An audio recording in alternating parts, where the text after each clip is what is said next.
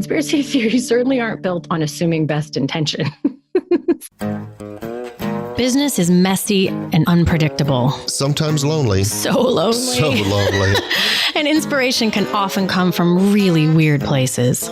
We pick up where the bullet point blogs and the highlight reels leave off. We start with the stories. So here's my story. I was coming home from the gym and my son texted me because he knew I was out and it was very early in the morning. And he was like, "So you bringing me breakfast?" And because he loves McDonald's breakfast. And so I usually say no, but I was like, he's 18. He's not going to live here that much longer. So I've been a huge softie about all sorts of things lately.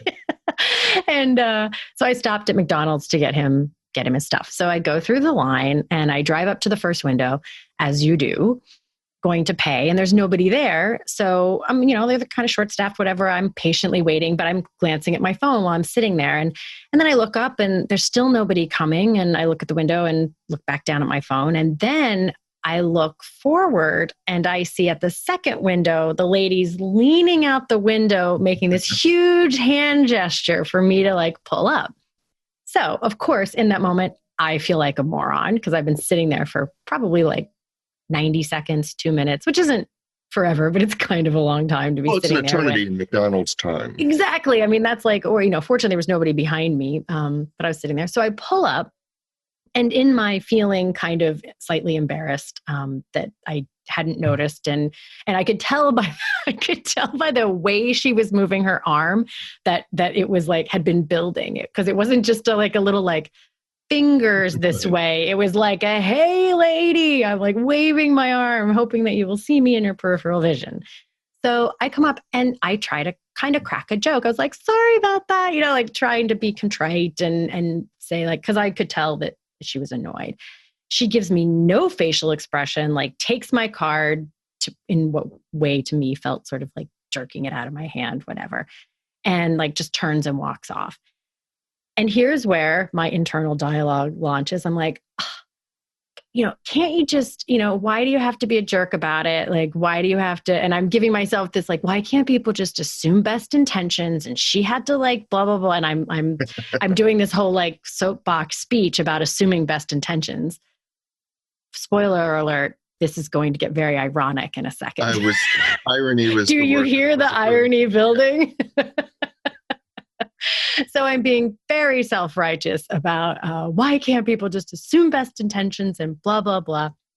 And then she comes over and she hands me my card, hands me my food with this huge smile on her face. And she's like, "Here you go, ma'am. Can I get you anything else?" And I was like, "Nope, that's it." And she's like, "Oh, I went ahead and just put some extra stuff," crazy nice, super sweet. At which time I'm like, wah, wah, wah. I was embarrassed that I had not noticed this. And so when she did that, I did not assume best intentions. I didn't give her the benefit of the doubt. I just assumed by this tiny flash of a behavior, I wrote a whole story about it that hysterically I turned into, "Why do people write stories?" So I just felt like this hysterical kind of catching yourself in a blind spot about something that you think, but also this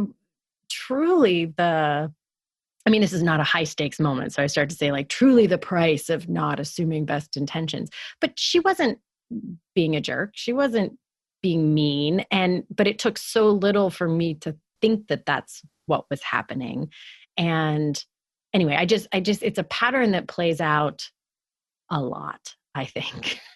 Yeah, no, I actually think that it's one of the most important themes that companies can focus on because it's that underlying assumption that I think is going to color just about every single important high stakes moment in a company, or even those inadvertent things that could become high stakes, even though you didn't intend them to be high stakes. I mean, one of the things, and I'll give you two examples, one from just running a company, but one from running a fantasy football league years ago.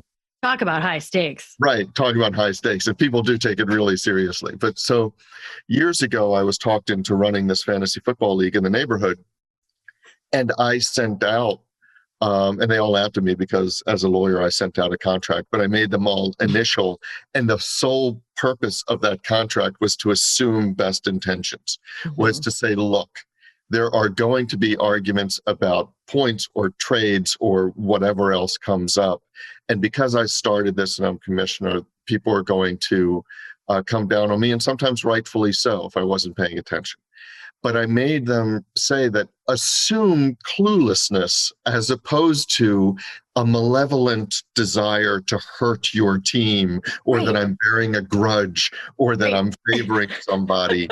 Like the likelihood that someone's being thoughtless, which still comes with its own level of egregiousness. Like thoughtless is not a pass, but it is very different than you schemed to like do this thing. And the reaction is different. The reaction is different because if you assume that I missed something or was being thoughtless, you're more likely to pick up the phone and say, hey, what are you doing? Why are you doing this? But if you assume that I'm doing something maliciously or trying to favor the other side, then you're more likely to call up somebody else and start, just getting upset at me, start to say, well, Elliot's not doing this, and Elliot's not doing that, and whatever. And that translates into, in running the firm. In every onboarding speech I've ever given, I tell them, I ask people, please assume that I have your back, that I am really watching out for you, that I am not that if you believe that I have done something that is disrespectful or thoughtless or careless, that it was really, that I was being thoughtless or inept in that particular moment, as opposed to I'm angry, I'm trying to send a message, I'm trying to do this. Yes. Because if you think I'm angry and I'm trying to send a message, then you might go home and, figuratively, I hope, kick the dog or talk to your spouse or get really upset. Figuratively. about, geez, what is Elliot doing? But if you just assume that I just didn't notice that, or you know what, I wasn't even thinking about this or how you might feel, then you'd come and talk to me and give me an opportunity to go, wow, I really missed it on that one. I'm really sorry. That's not what I wanted to do. Yeah, it does. And I understand it. I mean, boy, do I understand it, because I watched myself do it in that moment hysterically by being judgy about someone not doing it in the moment. I mean, the irony of it was just like making me laugh hysterically. I'm like, this has to be an episode, because I'm like calling myself out on the exact same thing. But after 170 episodes, it bears mentioning that you and I actually live our lives in episodes. I know. I'm like, this should be an episode. That should be an episode. I think that was a really light moment, because if I'm going to make up a story about what was going on for that woman in the moment, let's back it up for a second to the point that there's very rarely only one window. Like, the person who takes your money is not usually the person who then fills your drink and gets you food. Right. So it is very easy to imagine they were super short-staffed that day, and she was having to do everything. And maybe while she's trying to get me to pay attention instead of stare at my phone and move down, the fries are dinging because they're burning. And but if she doesn't get my attention, I'm still just going to sit there. And the whole place could have been in chaos. And she didn't owe me like a reaction to my self-deprecating joke so that I feel good about not sitting at the thing. But I interpreted it as her being mad at me for not saying, and it's just, I'm almost embarrassed to admit like that, you have that kind of reaction, but that's what we do. We have like something happens. It's that thing we've talked about where your value feels threatened in some way, where you feel like you're being judged or thought about. And the innate reaction is unfortunately not to go, what else might be true? It's really like a learned thing that I sometimes feel like I'm good at, but clearly not all the time. No, and you know what occurred to me, which is a rabbit hole, which, as we had just said, is a different episode. But one of the things that may be weighing on her are the metrics. meaning that you have a minute and a half to get Oh somebody yeah. through the drive-through. Right. And so that's a metric that prizes efficiency over conversation or customer service. And so she really needs to serve a different purpose. Mm-hmm. Mm-hmm. Your narrative is all built upon how well she is serving the purpose of client interaction, customer interaction. Mm-hmm. But her narrative is how well she's serving the priority placed on her by the business, which is speed. Right. Right. Right. And this topic, I mean, it starts at fast food things. It goes to like in our families with our kids, to our relationships, to inside the workplace. But I think even at a global level, if you really scale this up, this need to like emotionally organize our understanding of a complex world with complex stimuli is how conspiracy theories end up getting made. They certainly, conspiracy theories certainly aren't built on assuming best intention. No. They're few, but that I get it. You're trying to emotionally organize something that doesn't make sense, and sometimes it's easier to organize it with things that are hurtful for some reason than it is with things that are, and I don't know why that is, but I think you're trying to make sense of the world through whatever lens you happen to have crafted for yourself. And so some people see that, if you go to conspiracy theory, if I'm approaching the world with the mindset that big organizations, the government or Facebook or whatever, are out to get me or are, I'm not assuming best intentions, then everything viewed through that lens is going to be proof in some convoluted way that my view is correct.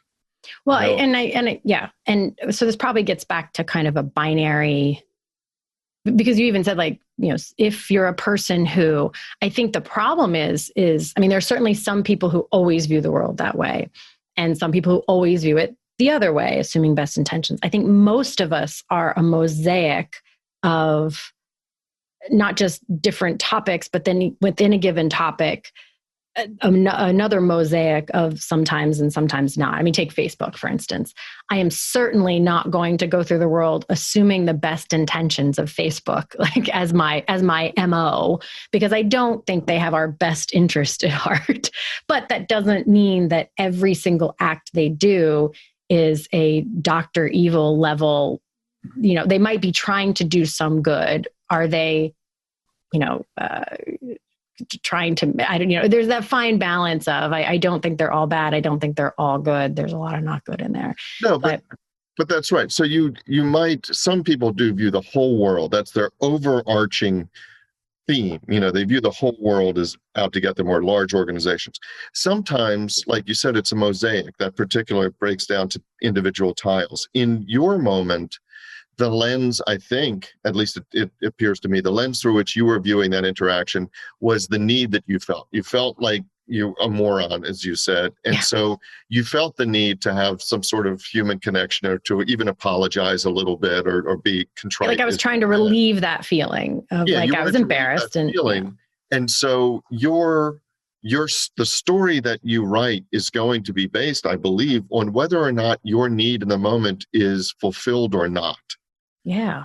And when she took the card, when she turned away or whatever she did, and for the video of this episode, it's going to be great because I demonstrated that, and that's really good. So when she took the card and turned away without a word, that's how you wrote your story. She did not fulfill your need to relieve yourself of the feeling that you had when you noticed her at first. Right. And I think part of what I love about this story for this topic is it is such a, like, doesn't matter at all. Like I almost feel like silly that we're talking about it in this way, but what a great example of how something even like, do I care whether I was a moron at the first drive up window? In the bigger picture of like, will I lie on my deathbed and say, my God, that day that I didn't know to drive up to window 2? Like, no, of course not.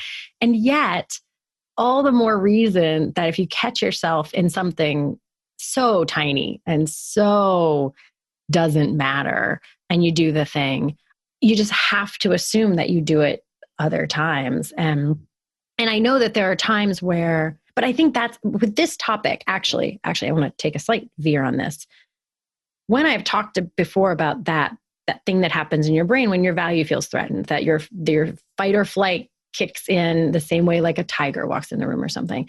The lesson that I learned most from that, reading those articles, was that you can't stop that from happening. You can't not have that reaction. It's about what you do with it. So your initial reaction is going to be like, oh my gosh, like this sort of fight or flight-ish or whatever. And then how do you say like, oh, I'm doing that thing, that metacognition level of, oh, look, I'm getting all ramped up. Are there other possible circumstances here? I know that when I am upset in a bigger thing, I do eventually get to that. But this really captured how even in tiny moments, your first initial response is that. Well, I'll tell you, in setting up the firm to talk about how something I thought was small got really magnified. When I was setting up the firm, there were 3 people, me, Steve Tucker, who was my partner at the time, and my sister, who was coming in as kind of an office administrator, et cetera. Now, my sister was coming in. She asked to join the firm. I had no clients at that time. She just wanted to leave where she was. She said, hey, you're going to get them, so let me come in. And I was glad to have her. But she was coming in 2 days a week. So she was going to be part-time. Steve and I were going to be full-time and doing whatever to build up the business. So we had ordered computer equipment from Gateway at the time, if you remember. Oh, they Gateway. gave us 90 days, same as cash, so, which is a big thing. Do they even still exist anymore? And no. I don't think so. They shipped the monitors wrong, so that they shipped 2 17-inch monitors and 1 15.5-inch monitor. And so I figured, well, Steve and I and they said they would make good on it, but they were running low. So in 10 days or 2 weeks, they would have the next one. Fine. They'd swap out the size. But in the meantime, because Steve and I were full-time, I gave us the 17-inch monitors and I gave Ruth the 15.5-inch monitor because she was 2 days a week. Mm-hmm. And I heard about that at family dinners. She called Nikki angry. She was, all sorts of wrapped around the axle about that lack of respect, and she's just as this and she's just as that, and she's size does matter is really what we apparently it does. Everything I've been told to the contrary, but so she was so angry. And what was the story? So you said disrespect was that she didn't matter as much, or that she didn't matter as much, that I had made a decision that she was a junior member of the firm as opposed to 3 people who are right there at the outset, that she was less important, that you can fill in all of these things when really and she had also assumed that I had ordered her a smaller monitor. Interesting. To make a point, I guess. But she didn't come to me. There are a couple things. Number one, she filled in her own narrative. And it may have been because she was coming to that thinking, well, geez, I am part-time. And maybe she had her own insecurities about value at that time. Oh, for sure. Yeah. But the second thing is that she didn't come to me directly and say, why did you do this? Or assume best intentions, like, well, wait a minute, were you not thinking? Or what's the story? How come? She didn't ask the question. She made her assumptions and got angry at the people and vented at people around me. Right, because there was, if I had to guess, there was no point in coming to you, and it's the difference. I'm sure in her mind, if she was going to come to you, it would have been a declarative statement, and to somehow argue, what would there be to argue about? If you saw her of lesser value, what is she going to do? Try and convince you that you are of more value? No, of course not. Like, that's how you see her, and she's mad about it. Because when you feel that way, it does not come with a question mark. There's no curiosity in that moment. She was not thinking, I wonder if Elliot did this on purpose. It skipped right past all the curiosity and all the unknowns to certainty. It's like a certainty grab our brain does, I think. Like, it didn't even occur to me that they might be short-staffed. I mean, you don't usually go all the way to the first window. Like that's just not how it works. I've stopped there kind of regularly. That's not how they do things. Did I even pause to consider that the fact that there was a different set of different set of processes going on might have meant that things were different that day, and maybe there was a different reaction coming? No, of course not. I jumped right to the quickest certainty I could have in reaction to the feeling that I was having, which was that she was shunning me with, with her grab and twist and walk away, which was just insane. But much like Ruth, I didn't take the time to be curious at all. I just interpreted it as, but to your point, I think, and I don't, it goes a little bit back to our feedback thing we talked about, I think, last week, which is, feedback always says more about the other person than it does you. And I don't go quite so far as I've seen theories that when someone reacts that way, they are telling you what their worst fears are about a thing. And I don't, and like you were saying, maybe Ruth was feeling insecure about something. Maybe. I don't necessarily think that's a one-for-one equal. I don't think it's always that. I think sometimes people are holding a mirror up to you about your blind spots. So it's always worth kind of digging through it. But I think certainly in your Ruth example and my example, I did fill it in with exactly what I was worried about. I was worried that she was annoyed with me because I didn't notice, and that she had to work so hard to get me to come down because I was looking at my phone, which was probably annoying. And so I filled in the storyline with my fear, like of exactly what I was feeling. And I want to go back to something you said, because I think it was really important when you talked about the certainty grab, because I think that the real power of that story of a small moment is that, absent the assumption of best intentions, or even allowing for the possibility of best intentions, you lose that question mark.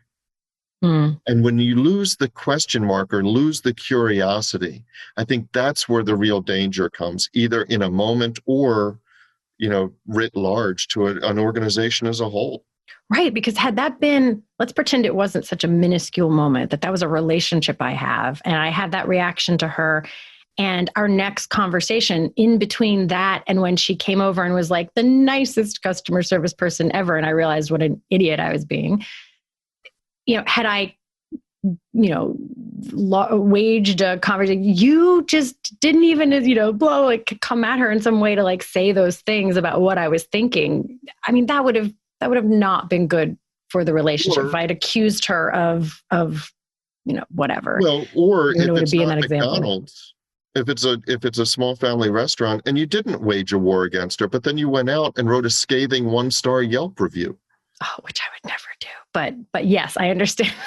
but the point is, when you lose the question mark, yeah, you lose a great deal of your ability to get the information, and you lose understanding. Yeah, and there's just one last thing that occurred to me when you were talking about it, because you said she assumed that I ordered one, and I had this flash of a thought that said a lot of this could be averted if Elliot, when he gave her it, said, by the way, you have a 17-inch coming. And that thought started in my head, and they sent us the wrong thing, but they're swapping it out. But then I paused and I thought, no, yes, in retrospect, that sounds like a good thing. And I hear that a lot. Well, why didn't they tell us this? Why didn't they communicate that better? Right. The problem is that's asking you to to communicate something that you don't even recognize as a problem because it's so not a problem in your eyes. Right. if you'd had to give her a monitor that literally said, the least important person in the office, you of course would have preempted that with look, this is not what I ordered you. They're sending the other one. This is just a temporary one. But it didn't literally say that. That's how she read it. But it was so off the ranch, or that's not the right expression. What is the expression? Out in left field. Out in left field, something like that. Off. I don't remember. Off the ranch is definitely not it. Definitely not. But, it's going to bug me forever. Okay. but actually what Steve and I did was, because she wasn't there when they came in. So I set up my computer, Steve set up his, and then we both said, hey, let's set up Ruth so she comes in to see this full, because we were all happy that the equipment's fine. And I didn't even notice.